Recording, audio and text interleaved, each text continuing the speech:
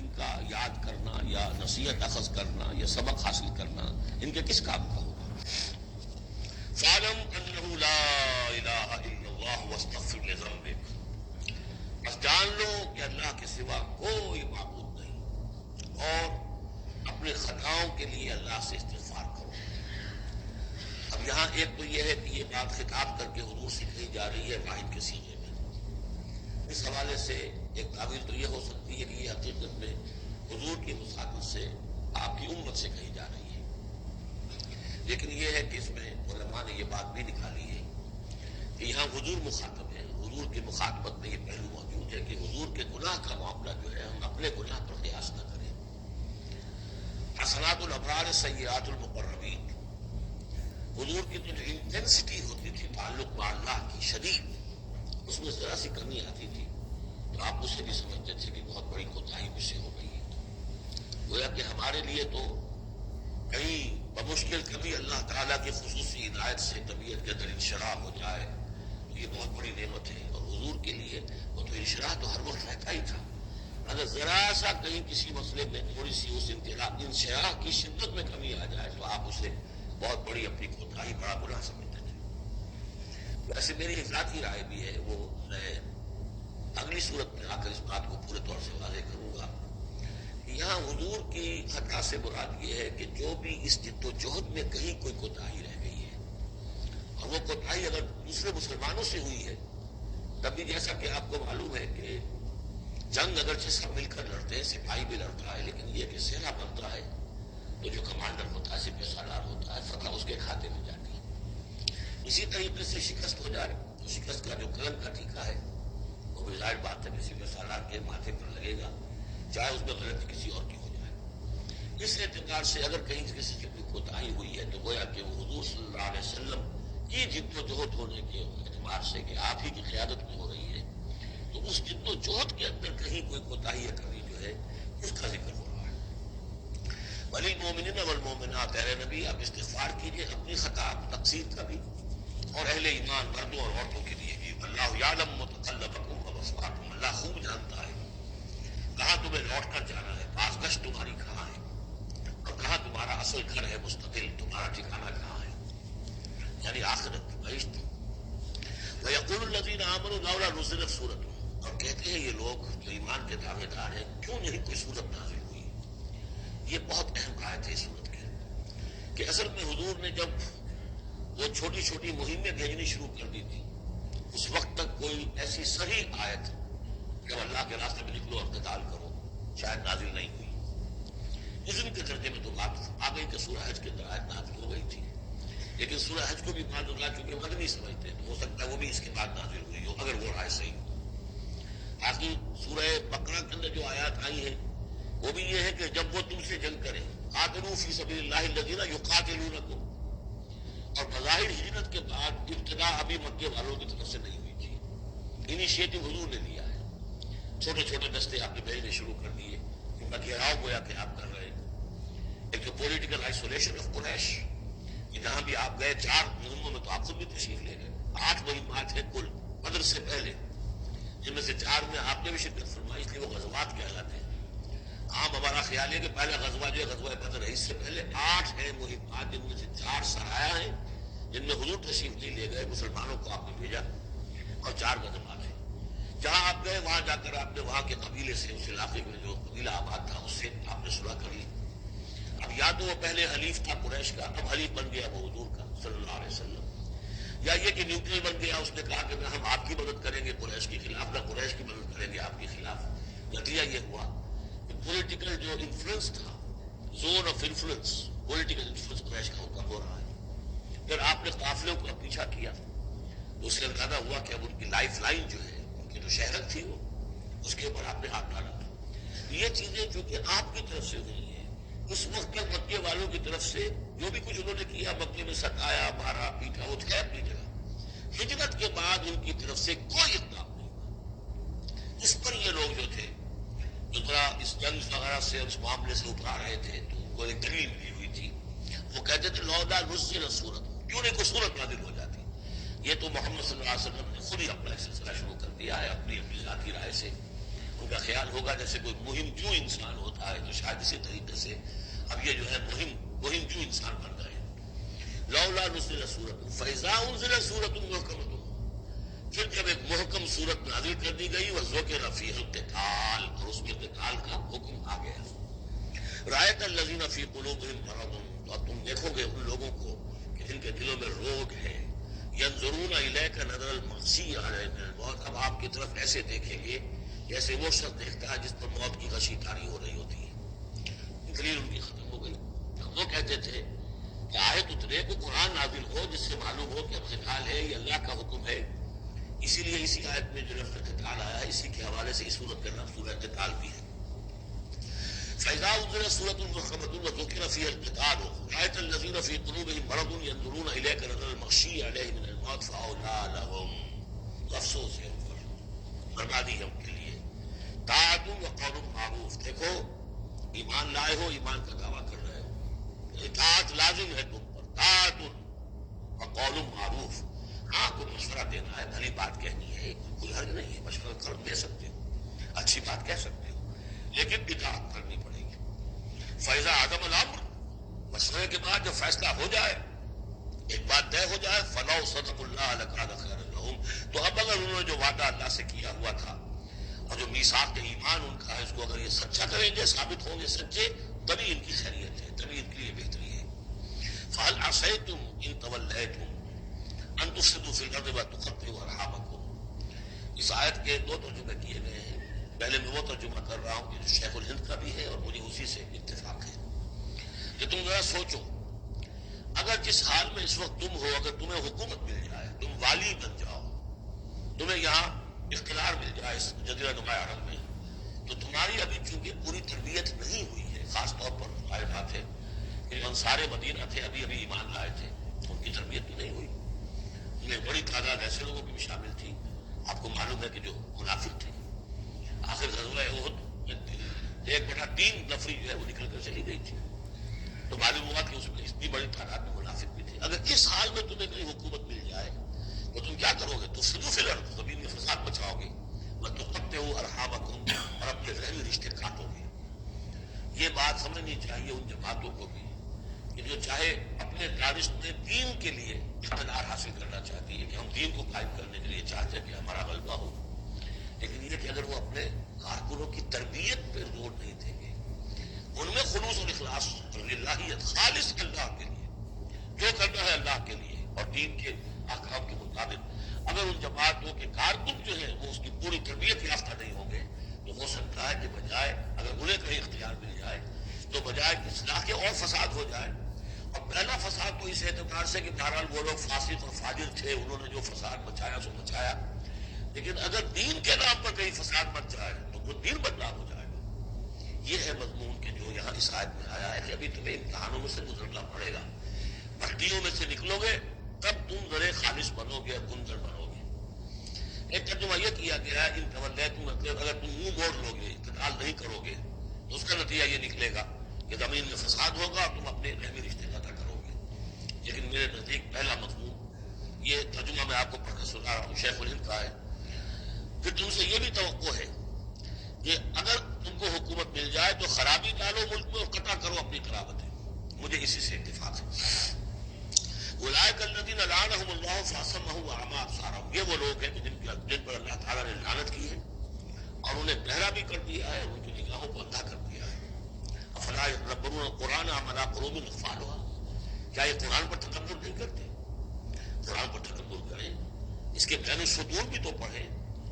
علماء دین کی جد و جہد میں سارے مراحل آنے والے ہیں، یہ تو ان سے پہلے کہہ دیا گیا تھا، سورہ عنکبوت میں آ چکا تھا. احسب الناس ان یترکوا ان یقولوا آمنا وهم لا یفتنون، کیا لوگوں نے یہ سمجھا تھا کہ صرف یہ کہنے سے کہ ہم ایمان لائے انہیں چھوڑ دیا جائے گا اور بخش دیا جائے گا اور انہیں آزمایا نہیں جائے گا؟ وَلَقَدْ فَتَنَّا الَّذِينَ مِن قَبْلِهِمْ فَلَيَعْلَمَنَّ اللَّهُ الَّذِينَ صَدَقُوا وَلَيَعْلَمَنَّ الْكَاذِبِينَ. ہم نے تو ہمیشہ جو بھی ان سے پہلے تھے ان کو بھی آزمایا ہے، اور اللہ تو صاف کھول دے گا، واضح کر دے گا کہ کون حقیقت میں سچے مومن ہیں اور کون جھوٹ موٹ کے مومن بنے ہوئے ہیں. اور اسی صورت میں آگے بھی آ گیا فَلَيَعْلَمَنَّ اللَّهُ الَّذِينَ آمَنُوا وَلَيَعْلَمَنَّ الْمُنَافِقِينَ. اللہ تو بالکل دودھ کا دودھ پانی کا پانی جدا کر دے گا کہ اللہ تعالیٰ کھول دے گا کہ کون واقعی مومن اور کون منافق ہے.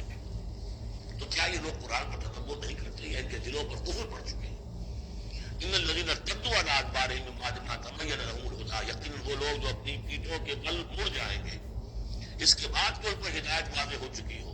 الشیطان سول لہم، شیطان نے در حقیقت ان کے لیے یہ مرحلہ ارتداد کا پیچھے مڑ جانے کا آسان کر دیا ہے. وَأَمْلَىٰ لَهُمْ، اور ان کو بڑی طول عمل کے اندر پھنسا دیا ہے. لمبے لمبے ان کی امیدیں ہیں دنیا کے اندر. ظاہر بات ہے دنیا میں بڑے بڑے نقشے بنا رکھے ہیں، اب یہ میدان جنگ میں جاتے ہوئے تو انسان کترائے گا. ذَلِكَ بِأَنَّهُمْ قَالُوا لِلَّذِينَ كَرِهُوا مَا نَزَلَ اللَّهُ سَنُطِيعُكُمْ فِي بَعْضِ الْأَمْرِ، یہ اس لیے ہے کہ انہوں نے کہا ان لوگوں سے جنہیں ناپسند ہے وہ شے جو اللہ نے نازل کی. اللہ نے قرآن نازل کیا، یہ پسند کس ناپسند کس کو تھا؟ قریش کو تھا، کفار کو اور یہود کو. یہ لوگ یہ ایمان تو لے آئے تھے لیکن یہ کہ ان کے اندر وہ روگ تھا، دلوں میں وہ مرض تھا، وہ نفاق کی بیماری جڑ پکڑ چکی تھی. وہ یہ کہتے تھے ذالک بانہم قالوا للذین کرہوا ما نزل اللہ، جن لوگوں کو یہ اللہ کے اتاری ہوئی کتاب اور اللہ کے اتارے ہوئے احکام پسند نہیں آتے، ان سے جا کر ان کا سنطیعکم فی بعض الامر، دیکھیے ہم اگرچہ ایمان تو لے آئے ہیں تو محمد کی بات تو ہمیں ماننی ہے لیکن ہم آپ کی بھی اطاعت جاری رکھیں گے، کچھ چیزوں کے اندر آپ کی بات پر ہم عمل کریں گے، آپ کا حکم مانیں گے. آپ یہ نہ سمجھیے کہ ہم نے آپ سے اپنا رشتہ بالکل توڑ لیا. منافق اسی کو کہتے ہیں کہ جس نے دونوں کے ساتھ جوڑا رکھنے کی اپنے آپ کو کوشش کی. مذبذبین بین ذلک لا الہ الا ولا الہ الا، ان کے پاس جاتے تو کہتے ہیں، اہل ایمان کے پاس آتے تو کہتے ہیں ہم ایمان لے آمنا. فاذا خلوا الى شیاطینہم قالوا انا معکم انما كانوا نستهزئ انما نحن مستهزئون واللہ یعلم اسرارہم، اور اللہ تعالیٰ کو خوب معلوم ہے کہ کچھ کی خفیہ باتیں کرتے ہیں جا کر. فکیف اذا توفتهم الملائکۃ یضربون وجوہہم وادبارہم، تو کیا حال ہوگا ان کا جب کہ ان کی جانیں قبض کریں گے فرشتے، ان کے چہروں پر ضرب لگاتے ہوئے، ان کی پیٹھوں کے اوپر ضرب لگاتے ہوئے. ذالک بانہم اتبعوا ما اسخط اللہ، یہ اس لیے کہ انہوں نے پیاری اس چیز کی جو اللہ کو ناپسند ہے. وکرہوا رضوانہ، اور ناپسند کیا انہوں نے اللہ کی رضا کو. فاحبط اعمالہم، تو اللہ نے ان کے سارے اعمال اکارت کر دیے، حبط کر دیے. یعنی اب تک انہوں نے حضور کے پیچھے نمازیں جو پڑھی ہیں اور جو بھی کوئی نیکیاں کی ہیں، اب جب مرحلہ آ گیا ہے قتال کا اور یہ جی چلا رہے ہیں تو گویا کہ وہ سارے ان کے اب تک کے جو اعمال ہیں وہ حبط ہو جائیں. ام حسب الذین فی قلوبہم مرض ان لن یخرج اللہ اذغانہم، کیا سمجھا تھا ان لوگوں نے کہ جن کے دلوں میں یہ روگ ہے کہ اللہ تعالیٰ ان کے کھوٹ کو ظاہر نہیں کرے گا.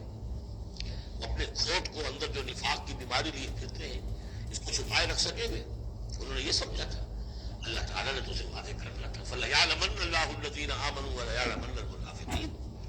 وَأَمْ حَسِبَ الَّذِينَ فِي قُلُوبِهِم مَرَضٌ أَن لَّن يُخْرِجَ اللَّهُ أَضْغَانَهُم، انہوں نے سمجھا تھا کہ اللہ تعالیٰ ان کے کھوٹ کو، دلوں کے کھوٹ کو علم نشر نہیں کر دے گا. وَلَوْ نَشَاءُ لَأَرَيْنَاكَهُمْ، اور اگر ہم چاہیں تو اے نبی آپ کو دکھا دیں کہ یہ ہیں وہ لوگ. فَلَعَرَفْتَهُمْ بِسِيمَاهُمْ، آپ ان کے چہروں سے انہیں خود ہی پہچان لیں گے. ظاہر بات ہے کہ صادق الایمان شخص کا چہرہ اور ایک منافق کا چہرہ، انسان کے قلب کی کیفیت جو ہوتی ہے وہ تو چہرے کے اوپر جو ہے، face is the index of mind, ذہنی کیفیت جو ہے، قلب کی کیفیت جو چہرے پر ہوتی ہے. فَلَعَرَفْتَهُمْ، تو آپ پہچان ہی چکے ہیں انہیں ان کے چہروں سے. وَلَتَعْرِفَنَّهُمْ فِي لَحْنِ الْقَوْلِ، مزید آپ پہچان لیں گے انہیں ان کی گفتگو کے ڈھب سے، انداز سے. گفتگو میں بھی ظاہر بات ہے کچھ چاپلوسی کریں گے، کچھ ہیر پھیر ڈالیں گے. ایک مخلص آدمی کی گفتگو اور ایک اس طرح کے شخص کی گفتگو زمین و آسمان کا فرق ہوتا ہے. واللہ یعلم اعمالکم، اللہ تمہارے اعمال کو خوب جانتا ہے. وَلَنَبْلُوَنَّکُمْ حَتَّىٰ نَعْلَمَ الْمُجَاہِدِينَ مِنکُمْ وَالصَّابِرِينَ، اور ہم تو لازماً آزمائیں گے تمہیں یہاں تک کہ ہم، ترجمہ تو ہوگا ہم معلوم کر لیں، ہمیں علم ہو جائے. لیکن چونکہ اہل سنت کا عقیدہ یہ کہ اللہ کا علم تو قدیم ہے، یہاں ہم اس کی ترجمانی کرتے ہوئے کہتے ہیں ہم ظاہر کر دیں گے اس کو تاکہ سب کے علم میں آ جائے، سب دیکھ لیں.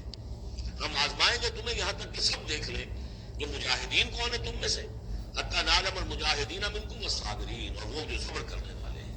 ونبلو اخبارکم، اور ہم تمہارے سارے حالات کی پوری طریقے سے تحقیق کر لیں. یہ تقریباً سمجھیے کہ وہ آیت جو آئی تھی سورہ بقرہ میں، وَلَنَبْلُوَنَّكُمْ بِشَيْءٍ مِّنَ الْخَوْفِ وَالْجُوعِ وَنَقْصٍ مِّنَ الْأَمْوَالِ وَالْأَنفُسِ وَالثَّمَرَاتِ. ابھی وہاں چونکہ قتال کا حکم نہیں آیا تھا اس لیے وہاں پر ابھی جنگ کا تذکرہ نہیں تھا.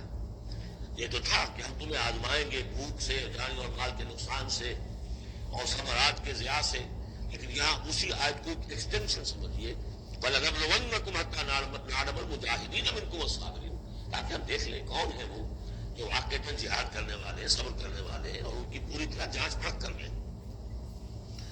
إِنَّ الَّذِينَ كَفَرُوا وَصَدُّوا عَن سَبِيلِ اللَّهِ وَشَاقُّوا الرَّسُولَ مِن بَعْدِ مَا تَبَيَّنَ لَهُمُ الْهُدَىٰ لَن يَضُرُّوا اللَّهَ شَيْئًا، یقیناً وہ لوگ جنہوں نے کفر کیا اور جو روکتے رہے لوگوں کو بھی اللہ کے راستے سے اور اللہ کی اور اس کے رسول کی مخالفت میں سرگرم رہے، زدہ میں پڑ گئے، من بعد ما تبین لهم الهدى، اس کے بعد کہ ان کے لیے ہدایت واضح ہو چکی تھی، لن يضروا الله شيئا، وہ اللہ کا کچھ نہیں بگاڑ سکیں گے، بس یحبط اعمالهم، اللہ تعالیٰ ان کے اعمال کو بھی حبط کر دے گا۔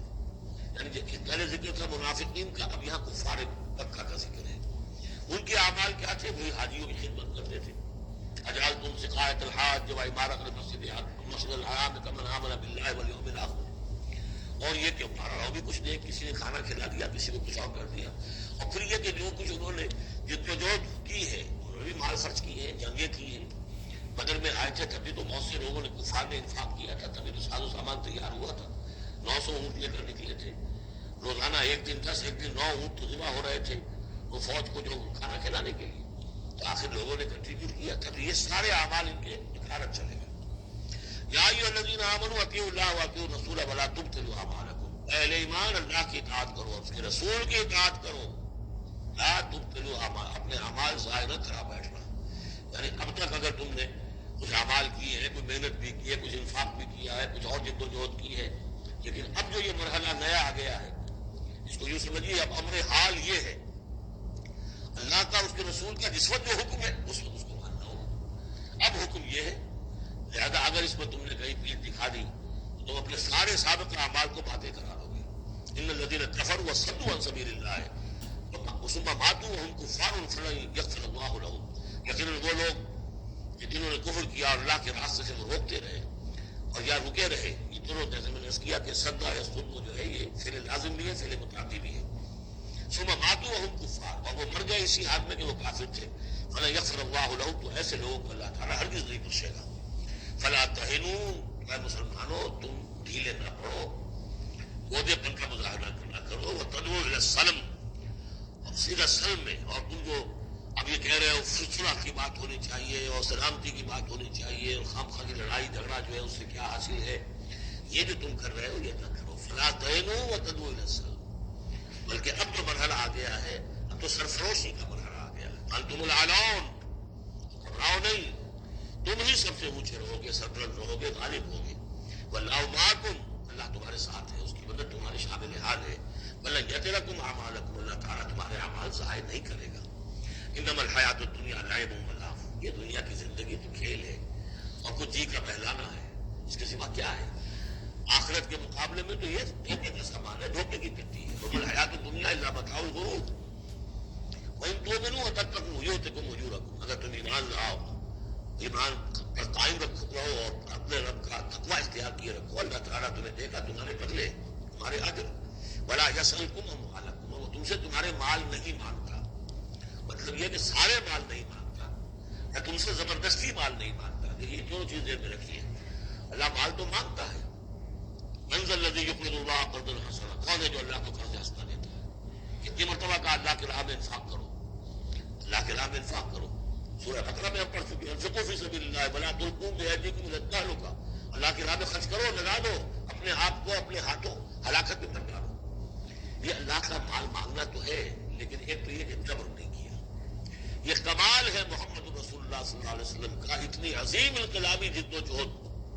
کبھی آپ نے کہا کہ ایمرجنسی ہے لہذا اب سب کا مال ضبط، فلاں کا مال ضبط، کچھ نہیں، جو بھی تشویق ہے ترغیب ہے، لیکن جس نے دیا اپنی مرضی سے دیا، سوائے ایک جنگ کے نفیر عام میں نہیں تھی، تشویق ہے ترغیب ہے، حرض المؤمنین علی القتال، نکلو اللہ کی راہ میں، شہادت جو ہے اس کو اپنا مقصود سمجھو، شہادت ہے مطلوب و مقصود ہے مومن، جبر نہیں کیا، یہ کمال ہے میرے نزدیک۔ ویسے تو کمال ہر پہلو سے ہے، لیکن یہ نکتہ بھی ذہن میں رکھیے کہ کہیں بھی کسی صورت حال میں جبر کا معاملہ نہیں آیا، تو اللہ تعالیٰ تم سے جبرن نہیں مانگتا یا کل کے کل مال نہیں مانگتا۔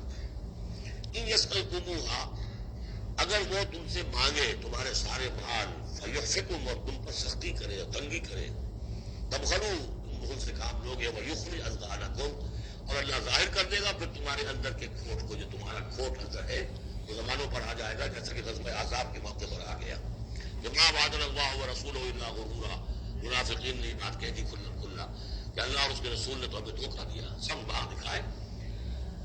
انتم ہؤلاء تدعون لتنفقوا فی سبیل اللہ، تمہیں بلایا جا رہا ہے، ترغیب دی جا رہی ہے، تمہیں تشویق دی جا رہی ہے کہ تم اللہ کے راہ میں خرچ کرو، لتنفقوا فی سبیل اللہ. ومنکم من یبخل، تم میں سے کوئی وہ بھی ہے جو بخل سے کام لیتے ہیں. ومن یبخل فانما یبخل عن نفسہ، جو کوئی بخل سے کام لے رہا ہے وہ بخل اپنے آپ سے کر رہا ہے، وہ اپنے وہ فائدے چھوڑ رہا ہے کہ جو انفاق سے اسے ملیں گے. ایک کے 700 ملتے ہوں تو اگر نہیں دے رہے آپ ایک، تو کس کا گھاٹا کیا؟ آپ نے نقصان کیا. تو وہ تو اپنی جان سے نفس جو ہے بخل کر رہا ہے. اللہ الغنی وانتم الفقراء، اور اللہ تعالیٰ تو غنی ہے، یہ تو تمہارے امتحان کے لیے مانگ رہا ہے تم سے. اللہ کو قرض دو، اللہ تعالیٰ تم سے صدقات بھی قبول کر لیتا ہے، ويقبل الصدقات، صدقات قبول کر لیتا ہے. یہ اللہ تعالیٰ کی طرف سے تمہارے لیے تمہارا اعزاز ہے، اکرام ہے. اللہ الغنی، حالانکہ وہ غنی ہے. انتم الفقراء، اور محتاج اصل میں تم ہو. وَإِن تَتَوَلَّوْا، یہ آیت بڑی فیصلہ کن ہے. ان تتولوا، اگر تم پیٹھ پھیر لوگے، یستبدل قوما غیرکم، تو تمہیں ہٹا کر کسی اور قوم کو لے آئے گا. ثم لا یکونوا امثالکم، پھر وہ تمہاری طرح کے نہیں ہوں گے. اب یہ ہو سکتا ہے کہ اس کا اطلاق جو ہے اس وقت کے کچھ لوگوں پر بھی ہوا ہو کہ جنہوں نے منافقت کی بنا پر پیٹھ موڑ لی. اللہ نے اپنے نبی کے لیے ان سے زیادہ جو ہے جانثار قسم کے اہل ایمان جو ہے وہ فراہم کر دیے.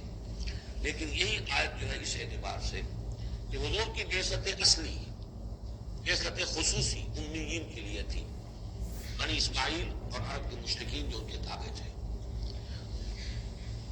ان کے لیے یہ کہ یہ بات ان سے کہی جا رہی ہے کہ اب تم میں سے امت بنی ہے. امت المسلمہ کن سے بنی ہے؟ اس کا نیوکلیس اہل عرب، وہی امت عرب کے لوگ. اگر یہ مشن جو تمہارے حوالے ہوا ہے، كَذَلِكَ جَعَلْنَاكُمْ أُمَّةً وَسَطًا لِتَكُونُوا شُهَدَاءَ عَلَى النَّاسِ وَيَكُونَ الرَّسُولُ عَلَيْكُمْ شَهِيدًا، اگر تم نے اس مشن سے منہ موڑ لیا، اللہ تمہیں ہٹائے گا، معزول کر دے گا، کسی اور قوم کو لے آئے گا. چنانچہ میرے نزدیک اس آیت کا ظہور ہوا ہے بتمام و کمال 13ویں صدی عیسوی میں، جبکہ اللہ تعالیٰ نے عربوں کو امت مسلمہ کی قیادت سے معزول کر دیا.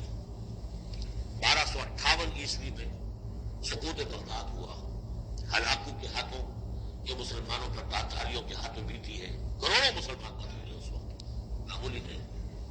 اور آخری خلیفہ بنو عباس کا جو کھینچ کر محل سے گھسیٹ کر باہر نکالا گیا، جانور کی ایک کھال میں لپیٹ کر تاتاریوں میں اپنے گھوڑوں کے سنوں تلے اسے کچل دیے. وہ گویا کہ عربوں کی کا معزول ہونا تھا امت مسلمہ کی قیادت سے. اس کے بعد کچھ عرصہ گزرا ہے، لیکن پھر اللہ نے وہ معجزہ دکھایا کہ انہی تاتاریوں میں سے کتنی قومیں ایمان لے آئی. ہے آیا فتنہ تاتار کے افسانے سے، آسماں مل گئے کعبے کو صنم خانے سے. پھر وہی تاتاری تھے جن میں سے ترکان تیموری نکل آئے، ترکان صفوی نکل آئے، ترکان سلجوقی ان سے بھی پہلے آ چکے تھے، اور Terken Usmani great Ottoman umpire. پھر خلافت بھی اللہ نے پھر وہاں منتقل کر دی. 400 برس کا خلافت جو ہے وہ بھی ترکان عثمانی کے پاس رہی. ان تتولوا یستبدل قوما غیرکم.